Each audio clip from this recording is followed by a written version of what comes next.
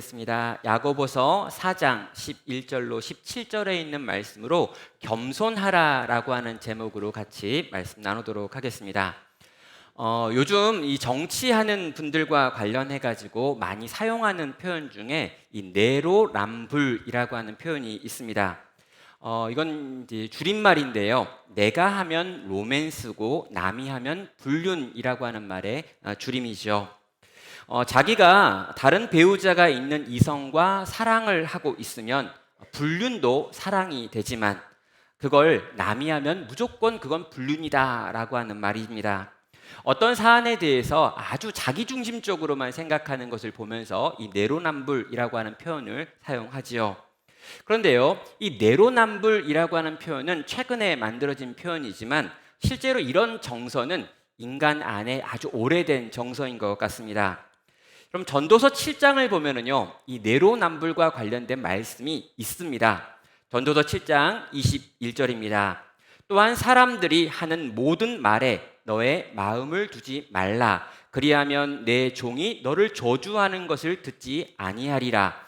너도 가끔 사람을 저주하였다는 것을 네 마음도 알고 있느니라 라고 말하고 있습니다. 자, 지금 전도자가 하고 있는 말은 뭐냐면요, 사람들이 하는 모든 말에 다 귀담아 듣지는 말라라고 이야기합니다. 그러면서 네 종이 너를 보면서 욕을 하는 말을 했다고 해서 너무 그것 때문에 화낼 필요도 없다라고 말해요. 이유는 무엇입니까? 너도 그렇게 욕한 적이 많지 않느냐라고 말하는 거죠. 자기가 욕할 때는 괜찮다라고 생각하더니 이 너의 종이 너를 욕하는 걸 들으면 그렇게 화를 내는 게 맞느냐라는 거예요. 마음을 네가 모든 것의 중심에 두고 네가 그것을 판단하고 평가하지 말고 역지사지하고 너도 그런 적이 있으니 네 종이 그렇게 하는 것도 용납하고 허용하여라 라고 하는 의미에서 이렇게 말하는 거죠. 내가 들은 욕은 용서할 수 없는 일이고 내가 하는 욕은 당연한 것이다 라고 생각하고 있는 인간들을 향해서 말씀하고 있는 권면의 내용입니다. 자, 우리는요, 이 내로남불이라고 하는 상황을 보면요, 저 사람 정말 위선적인 사람이네 라고 생각을 합니다. 원칙이 있고 그 원칙을 지켜야지 이렇게 대상에 따라 판단의 기준이 바뀌는 게 옳으냐라고 말을 하지요. 그런데 여러분, 우리 대부분은 다 내로남불입니다. 자, 이렇게 생각하고 있는 내가 있는 거죠. 어떤 사안을 바라보면서 다른 사람이 하면 그건 큰 잘못입니다. 여러분, 우리가 교통 질서 같은 걸 지킬 때도요, 다른 사람이 운전을 하면서 차선을 확확 바꾸고 들어오면 화를 냅니다. 그런데 내가 바쁘면 확확 옮기고 있는 내 자신을 보는 거죠. 그러면서 나는 바쁘니까 괜찮고 지금은 한 사람이 괜찮다라고 말하며 나는 괜찮고 너는 안 된다라고 하는 정서가 우리 대부분이 이미 가지고 있는 정서라는 것입니다. 우리는 본능적으로 어떤 일의 옳고 그름을 판단하는 기준을 나에게 가지고 옵니다. 그래서 지금 내게 이익이 되는가, 지금 나에게 손해가 되는가라고 하는 관점으로 대부분을 해석하고 있다는 거죠. 지금 저희는 야고보서 4장의 후반부를 읽고 있습니다.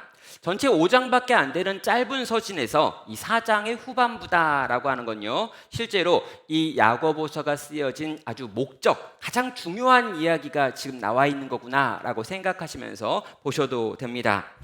자, 앞서 나와 있는 내용들과 분리하지 말고요, 이어서 쭉 보셔야 되는데, 그럼 흩어진 교회는요, 시련과 유혹으로 인하여 굉장히 어려운 상황 가운데 놓여 있었습니다. 거짓된 선생들이 거짓된 가르침을 들고 왔는데 그 가르침의 내용은요, 우리가 믿는 것은 그냥 지적인 차원이고 고백의 차원이다, 그렇게 행하고 살아갈 필요는 없다라고 하는 가르침이었습니다. 자, 성도가 마땅히 살아야 될 삶의 모습에 대한 강조가 없어진 것이죠. 그 결과 어떤 일이 벌어집니까? 여러분, 신앙의 삶은 없고 순종은 없고 이 지식만 커진 이들이 끊임없이 교회 안에서 다툼을 일으켰던 것이죠. 말이 끊임없이 문제가 됐습니다. 그리고 그 말의 배후에 있는 잘못된 지혜도 문제였죠. 야고보는요, 이러한 갈등 상황 가운데 있는, 그래서 이 갈등으로 말미암아 흩어질 위기 가운데 있는 교회를 바라보면서 이 분쟁의 문제를 해결하려고 이 편지를 쓴 것입니다. 오늘도요, 이 다툼의 문제를 해결하고 있는데요. 앞에서는 싸우지 말라고 했다면 오늘은 싸우지 않기 위한 우리의 마음이 무엇이었는지에 대해서 이야기를 합니다. 이 다툼의 문제를 해결하기 위해서 4장 후반부에 마지막으로 강조하고 있는 진리는 바로 겸손하라라고 하는 명령입니다. 자, 야고보는요, 지금 흩어져 있는 교회 안에 일어나고 있는 다툼의 이 다양한 일들이 일어나고 있는데, 이 여러 가지 종류의 다툼의 근본, 이 원인에는 인간 안에 있는 자기 중심성이 있다라고 말하고 있습니다. 내 인생의 주인은 나고 내가 가진 기준은 가장 정확한 기준이다라고 하는 생각이 사람들의 마음 가운데 있다는 것이죠. 자, 그들은요, 그런 말을 하면서 그런 확신의 근거로 때로는 성경의 지식을 이야기하고요, 또 교회의 역사를 이야기하고요, 내가 경험한 어떤 경험들을 이야기하기도 합니다. 거룩한 말을 하고 또 거룩한 논리를 펼치기도 하지요. 그럼 그리스 철학자들이 만들어낸 수사법을 사용해 가면서 아름답게 자기가 하고 있는 그 논리가 옳다라고 하는 걸 증명하는 사람도 있었습니다. 그런데요, 그런 모든 다툼, 그런 모든 분열이 일어나는 현장을 잘 살펴보니 그 모든 일이 일어나는 것의 대부분의 중심에 어떤 것이 있냐면 각각 그 사람들이, 그 싸우고 있는 당사자들이 내가 가지고 있는 기준만 옳다라고 생각하는 자기 중심성으로 똘똘 뭉쳐 있더라라는 것입니다. 여러분, 선한 분은 누구십니까? 라고 질문하면 우린 뭐라고 대답할까요? 예수님께서는요, 자기를 찾아온 부자 관원이 와가지고 선한 선생님이여 라고 부르니까 아니다고 이야기를 하십니다. 그러면서 예수님께서 선한 분이 누구신지를 이렇게 말하죠. 누가복음 18장 19절에서요, 예수께서 이르시되 내가 어찌하여 나를 선하다 하느냐, 하나님 한 분 외에 선한 이가 없느니라 라고 말하고 있습니다. 여러분, 어떻게 너는 나한테 선하다라고 하는 말을 붙이고 있느냐? 너는 너의 기준을 가지고 나를 보면서 선한 선생이라고 평가하고 있구나.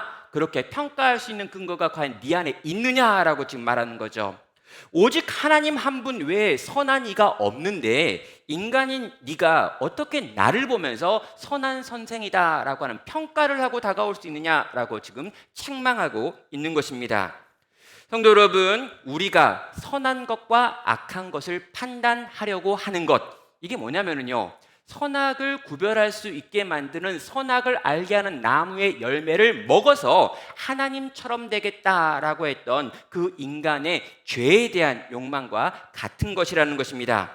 여러분, 에덴에서 뱀이 첫 인류를 유혹할 때 선악을 알게 하는 나무의 열매를 먹고 네가 하나님처럼 될 수 있다라고 속였습니다. 그리고 그 이후에 모든 인간들은요, 내가 내 인생의 중심이 돼서 선과 악을 판단할 수 있다라고 하는 착각을 하며 살아가고 있다는 것이죠. 여러분, 이것이 죄고, 이 죄가 우리 안에 들어와서 우리를 깨고 부수고 분열시키고 분쟁을 만든다는 것입니다. 자, 여러분, 야고보 사도는요, 이런 인간 안에 있는 자기 중심성인 죄, 그리고 그 죄에서 나오는 판단, 그 판단으로 나오는 분열과 다툼의 문제를 해결하기 위해 오늘 겸손이라고 하는 말을 하고 있습니다. 자, 우리는요, 이 겸손이라고 하는 말을 듣는 순간 여러 가지 이미지들과 태도들이 떠오릅니다. 가령 저처럼 두 손을 모으는 것, 굉장히 겸손한 모습이다 라고 생각을 하고요, 저처럼 부드럽게 말하는 사람을 보면 저분은 굉장히 겸손한 사람인가 보다 라고 생각을 합니다. 그리고 저처럼 잘 웃는 사람을 보면 저분은 기본적으로 고집이 좀 없고 사람들의 말을 잘 듣고 수용하는 겸손한 사람이겠지 라고 생각을 합니다.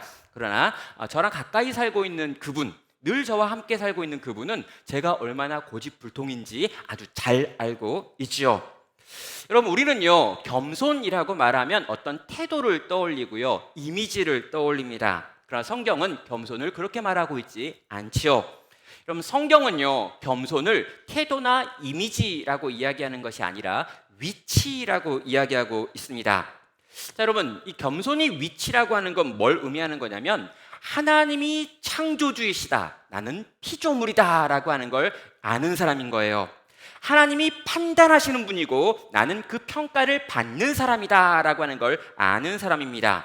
하나님이 명령하시고 나는 그 명령에 순종하는 사람이다 라고 하는 걸 아는 사람, 그래서 하나님을 주인으로 모시고 그분의 뜻대로 살아가는 사람, 그것이 겸손이라고 하는 것이죠.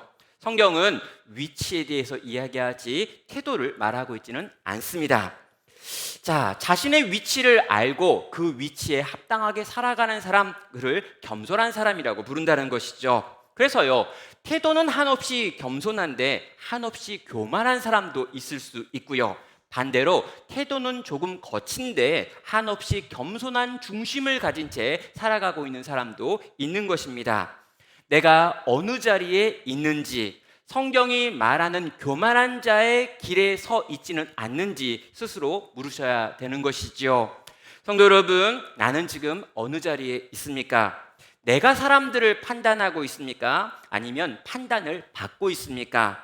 내가 결정하고 있습니까? 하나님이 결정하고 그 결정에 순종하고 있습니까? 여기 계신 우리 모든 성도님들이 마땅히 우리 하나님을 왕으로 보시고 그분의 뜻을 따라 행하는 겸손한 자의 자리에 있기를 주님의 이름으로 축원합니다. 자, 야고보는요, 이제 이 논리를 가지고요, 이 다툼을 만드는 사람들이 과연 어떤 사람들인지에 대해서 분석을 하고 있습니다. 그는 이 하나님 노릇을 하는 사람들이 있다라고 이야기를 해요. 하나님처럼 살고 싶은 것이 아니라 하나님 노릇을 한다라는 거죠.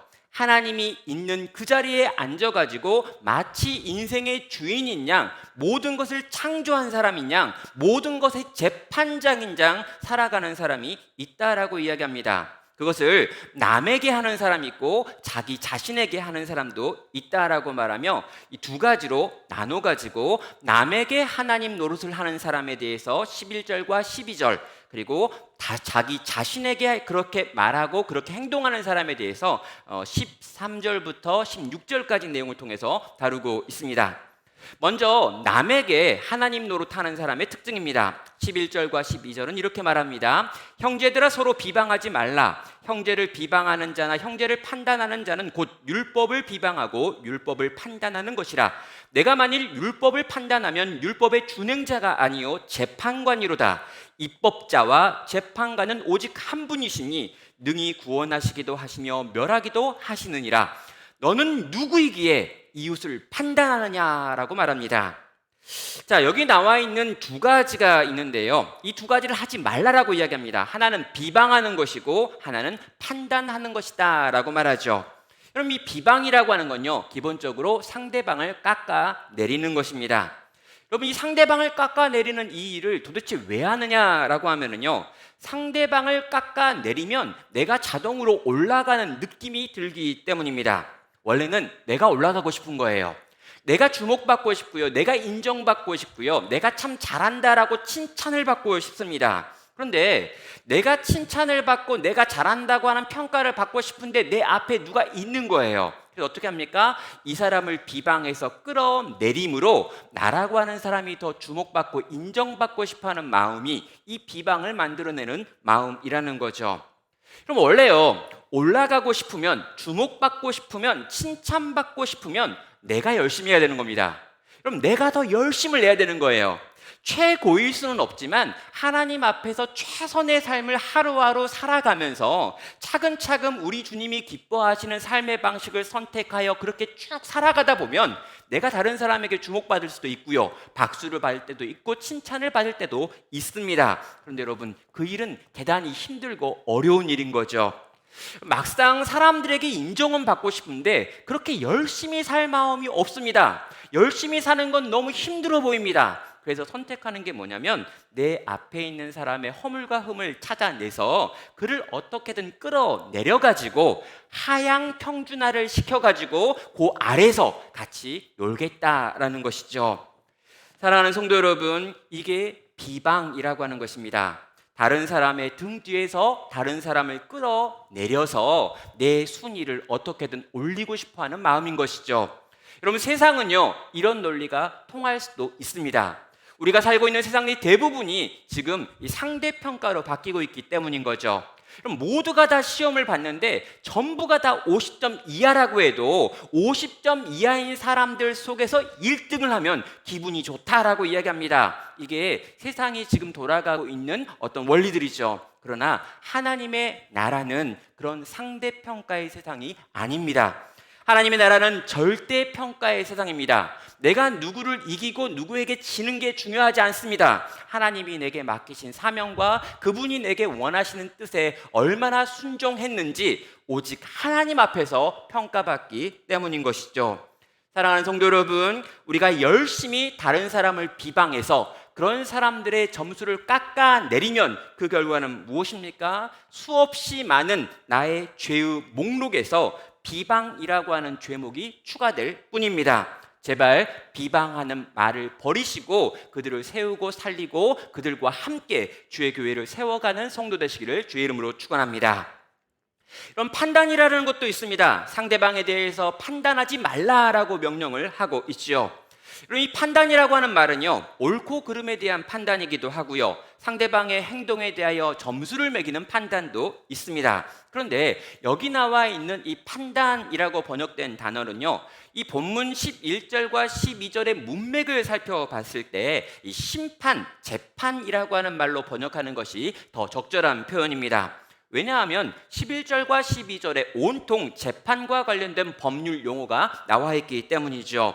율법이 나오고 준행자가 나오고 재판관이 나오고 입법자가 나오고 구원과 멸함이라고 하는 단어들이 나오는데, 이 모든 단어는 이 재판정에서 주로 쓰여지는 단어입니다. 그렇다면 여기 나와 있는 이 판단이 무엇입니까? 자기가 재판장이 되는 것입니다. 그래서 이 문제에 대해서 이것이 죄다 죄가 아니다라고 하는 것을 판단하는 일을 지금 사람이 하고 있다라는 거죠.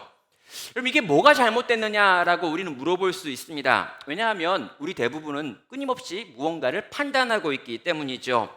어떤 사람이 어떤 말을 했습니다. 그것이 옳은지 그른지 우리는 판단해야 합니다. 이 사람이 말하는 것이 더 잘 될 확률이 높은지, 아니면 이 사람이 말한 이것이 잘 될 확률이 적은지에 대해서도 우리는 끊임없이 판단을 해야 되죠. 그런데 여기서 지금 말하고 있는 판단하지 말라라고 하는 이 표현은요, 내가 가지고 있는 그 판단이, 내가 가지고 있는 그 판결이 결코 틀리지 않는 완벽한 것이고, 내가 가지고 있는 이 결정된 이것이 그 누구도 변화시킬 수 없을 만큼 절대적인 것이다 라고 하는 입장에서 이렇게 행동하고 결정하고 선택해서는 안 된다라고 하는 말입니다. 여러분, 내가 만약에 재판장이 돼가지고요, 이 모든 것을 판단하면요, 이 판단의 결과에 번복하고 아니 그것이 아니다라고 말하는 사람을 만나면 어떻게 합니까? 어떤 방식을 사용해서건 그를 배제하고 없애려고 하기 때문입니다. 내가 재판장의 자리, 내가 하나님의 자리, 내가 선의 자리에 서가지고 모든 것을 평가하고 판단하여 다른 사람을 배제하는 그런 일이 일어나서는 안 된다라는 것이죠. 내가 하나님 노릇을 하고 있습니다. 이렇게 하나님 노릇을 하는 사람들이 교회 안에 많이 있습니다. 그러면요, 끊임없이 교회 안에서 분쟁이 일어나고 갈등이 일어나고 다툼이 일어나서 쪼개지고 깨지는 일이 반복되는 것입니다. 성도 여러분, 판단은 중요합니다. 또 건전한 비판도 우리에게 필요합니다. 그럼 옳고 그름에 대해서 개인적인 기준들을 가지고 있어야 합니다. 이런 기준들이 없으면 우리는 광신에 빠질 수도 있기 때문이죠. 그럼 목소리 큰 사람이 주장한 대로 그냥 따라가서는 안 됩니다. 여러분, 성도는요, 앞에 있는 사람의 뒤통수만 보고 그렇게 아무 생각 없이 걸어가는 레밍즈가 아니라는 것이죠. 하나님께서도 우리에게 그런 걸 원하지 않습니다. 하나님께서도 우리가 생각하고 판단하고 고민하고 숙고하기를 원하시지요. 그런데 여러분, 그런 모든 생각을 해야지만 우리가 늘 가져야 될 생각은 뭐냐면, 우리는 하나님이 아니다. 우리는 절대자가 아니다. 우리는 모든 걸 다 알고 있는 게 아니다. 그러니 겸손하게 내가 할 수 있는 범위에서 판단하되 이 판단이 번복되어질 수 있다는 걸 늘 인정하고 겸손한 자세를 가지고 생각하고 결정하고 움직여야 한다라고 말하고 있는 것입니다. 또 여러분, 때로는요, 우리가 맞는 생각을 하고 있습니다. 옳은 생각을 하고 있습니다. 내 판단이 옳아요. 그러나 내가 가지고 있는 이 옳은 판단을 끝까지 주장했을 때 내 앞에 있는 어떤 이가 죽는다면, 내 앞에 있는 어떤 이가 이 회복될 수 없는 상처를 받는다면 내가 옳다고 주장하는 것을 끝까지 밀고 가야 될 이유가 있느냐라고도 이야기할 수 있는 것입니다.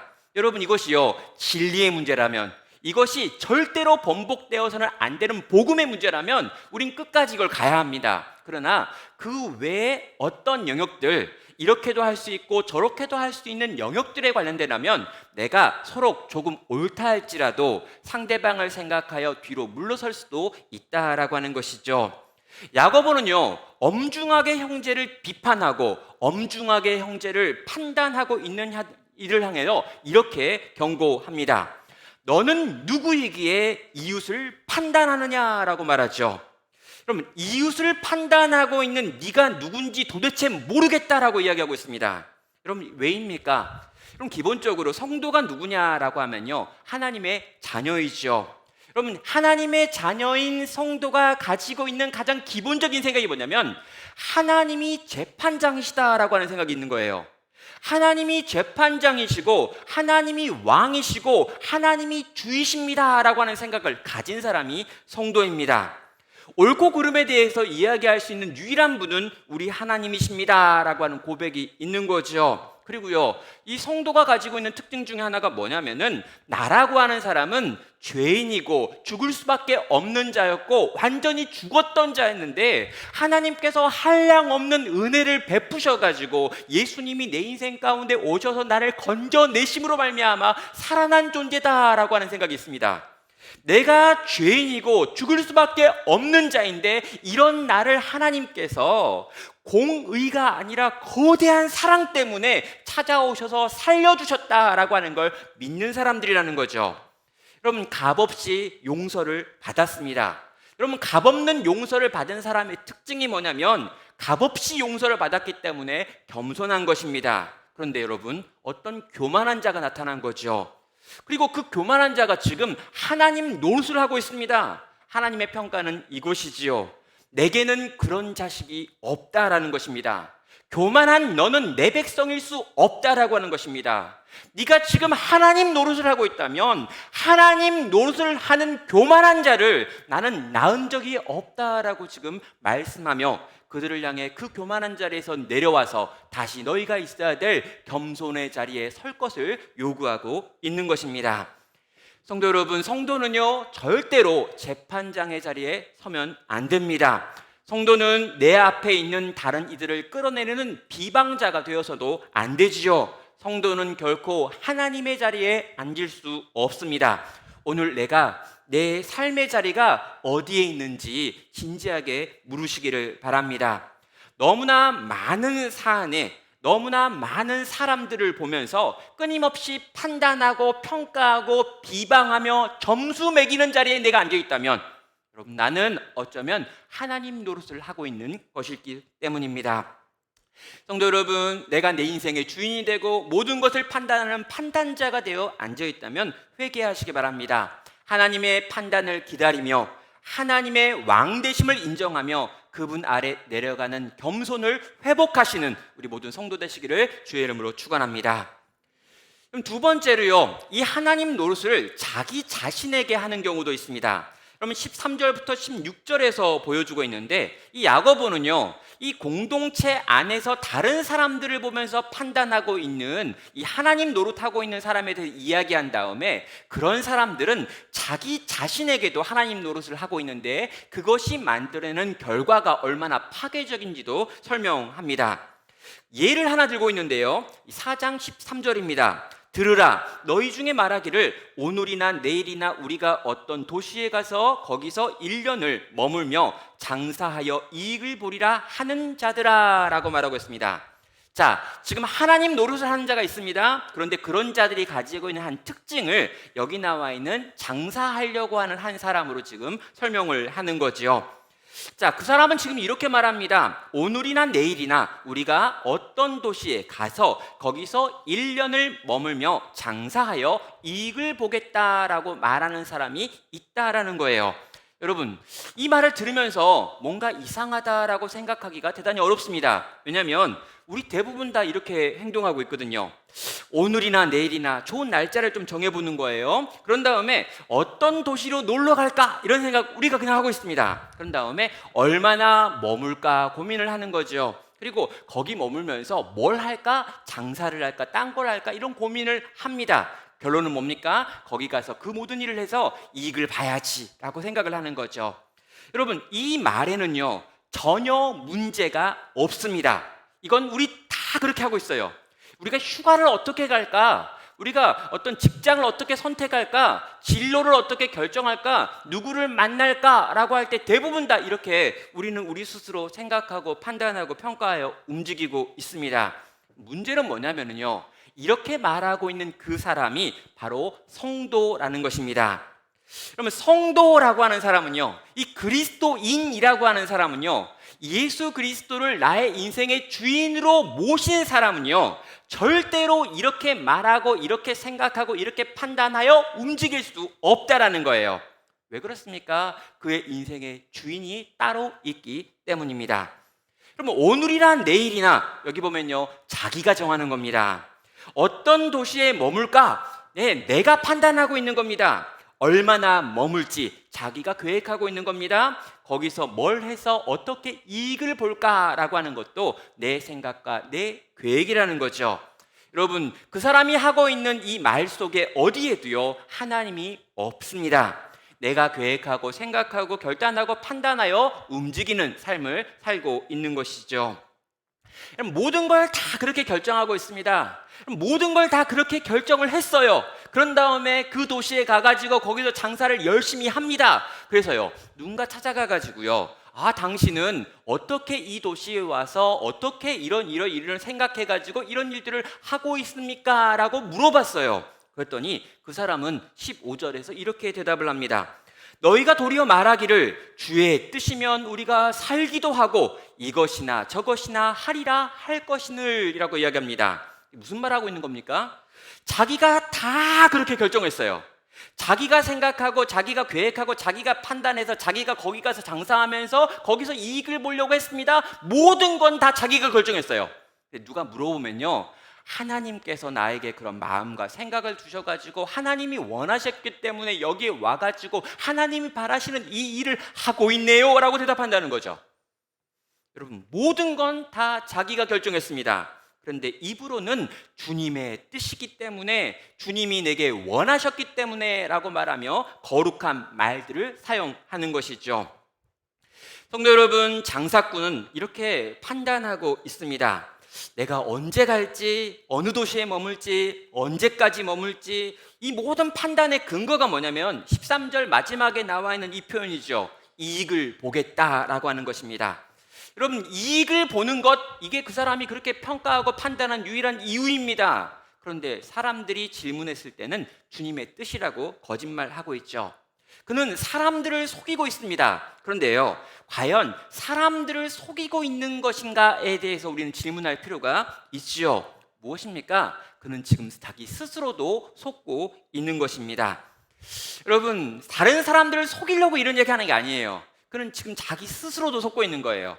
내가 여기 와서 이 일을 하는 거, 이 힘든 일을 하면서 이렇게 돈을 버는 거, 내가 여기 사는 거, 내가 이렇게 사람들과 관계 맺고 이런 교회를 다니고 있는 이 모든 일은 주님의 뜻대로 하는 거야 라고 말을 하고 그렇게 고백을 하는데 실제로 그렇게 믿고 있다는 거예요. 정말 본심은 자기 이익 때문에 움직여 놓고 말입니다. 사랑하는 여러분, 이걸요, 성경은요, 자기 기만이라고 이야기합니다. 자기 스스로 자기를 속이고 있는데 자기를 속이고 있다는 것조차 모르는 상태인 거죠. 성도 여러분, 어쩌면 우리도 우리 스스로를 속일 수 있습니다. 내가 하고 있는 이 일이 하나님께서 내게 원하시는 일이라고 착각하며 살아갈 수 있습니다. 본래는 내 이익을 위한 행동이었으면서도요. 원래는 나를 드러나기 위해서 하려고 했던 것이었습니다. 내가 옳다는 걸 증명하고 싶어가지고 했던 판단이었습니다. 이것은 의로운 전쟁이고 하나님의 거룩을 위한 싸움이라고 생각했습니다. 지금 내가 여기와 여기와 싸우고 있는 것은 이렇게 싸우고 있는 것은 이렇게 분열돼 가지고 서로를 향해서 삿대질하면서 분노하고 있는 것은 거룩한 전쟁이다. 이건 하나님께서 바라시는 일이야 라고 생각하고 있다는 거죠. 실상은 자기 이익 때문인데 말입니다. 성도 여러분, 교회 안에서 끊임없이 다툼이 일어나는데 이 다툼을 해결할 수 있는 방법이 없습니다. 그래서 다 법정으로 가지요. 여러분, 세상에 있는 법정이 정말 피곤하다고 합니다. 왜냐하면 교회들은 왜 싸운 다음에 해결을 못하는가 해요. 왜 해결을 못할까요? 그럼 세상에서는요, 이렇게 싸우고 이렇게 싸우다가 나도 틀릴 수 있고 너도 틀릴 수 있다라는 생각을 하면서 적절한 수준에서 합의를 봅니다. 근데 교회는 절대 그럴 수가 없어요. 왜 그럽니까? 내 뒤에 하나님이 계시고 네 뒤에 마귀가 있기 때문입니다. 그럼 이 다툼은 정말 거룩한 전쟁이야. 절대로 포기할 수 없어. 이건 하나님이 기뻐하시는 전쟁인데 어떻게 내가 포기하고 여기서 뒤로 물러설 수 있겠느냐라고 생각한다는 거죠. 그런데 성경은 지금 뭐라고 이야기합니까? 그건 자기 기만일 수 있다라는 것입니다. 이건 네가 자존심 상해 그러는 거야. 이건 네가 올라가려고 그러는 거야. 이건 너의 영향력을 키우려고 그러는 거야. 이건 사람들한테 인정받고 싶어하는 네 마음속에 있는 네 야망이야. 그걸 제발 멋있는 말로 포장하면 안 돼. 심지어 인간은 자기 스스로를 속이면서까지 그 싸움을 이어가더라 라고 말하고 있는 것입니다. 사랑하는 성도 여러분, 우리는 끊임없이 주의 뜻을 이야기합니다. 하나님께서 내게 주신 마음에 대해서 이야기하고 성령이 나를 인도하셨다라고 이야기하고 하나님의 말씀이 그렇다라고 이야기하고 진리다라고 이야기합니다. 그러나 하나님의 말씀은 오늘 분명하게 이야기하는 거죠. 때로는 너희가 뭐라고 말한다 할지라도 너희를 움직이고 있는 그것은 너의 이익일 수 있으니 너를 돌아보고 생각하고 다시금 판단할 것을 요구하는 것입니다. 정말 내가 주의 뜻 때문에 그렇게 살고 있는지 아니면 내 안에 또 다른 종류의 야망이 있는지 하나님의 말씀의 거울 앞에 비추어 보시기를 주의 이름으로 축원합니다. 자, 이제 마지막으로요, 하나님께서 내리시는 평가와 명령이 있습니다. 14절과 16절에서 하나님께서는 이 하나님 노릇하고 있는 그들을 향해서 두 가지로 말씀하고 있지요. 14절은 말합니다. 내일 일을 너희가 알지 못하는도다. 너희 생명이 무엇이냐? 너희는 잠깐 보이다가 없어지는 안개니라 라고 말하고요. 16절에서 이제도 너희가 허탄한 자랑을 자랑하니 그러한 자랑은 다 악한 것이다 라고 말하고 있습니다.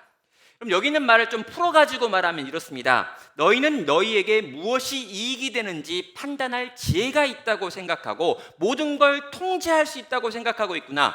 그러나 너희는 내일 살아 있을 수 있다라고 확신하고 있는데 어떻게 그걸 확신할 수 있느냐라고 질문하고 있습니다. 너희 생명은 언제건 바람에 흩어 사라질 수 있는 안개 같은 것인데 어떻게 너는 1년 후를 생각하고 있고 그 후를 생각하고 있고 그 후까지 생각하면서 너의 인생이 옳고 너의 인생의 계획을 너희가 세울 수 있다라고 생각하느냐? 너희 생명이 얼마나 허망한 것인 줄 보라라고 말하고 있습니다.